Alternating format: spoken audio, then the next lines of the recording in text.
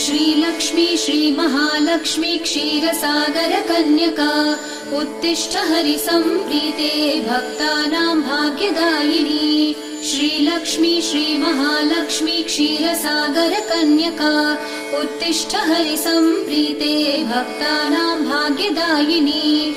उत्तिष्ठोत्तिष्ठ श्रीलक्ष्मी विष्णुवक्षस्थलालये उत्तिष्ठ करुणापूर्णे लोकानां शुभदायिनी।